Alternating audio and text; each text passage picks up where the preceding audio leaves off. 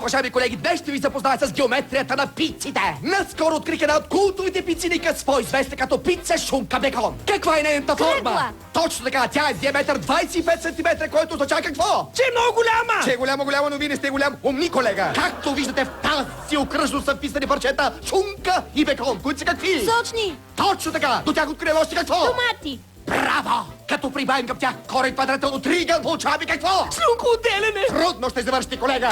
Получаваме класическото уравнение на Никас, което има още две неизвестни.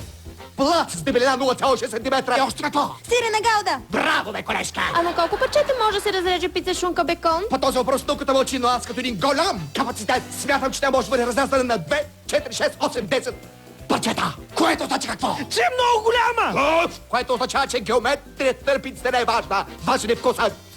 Шунка бекон от Никас! Каквото правим, го правим добре. 6 минути.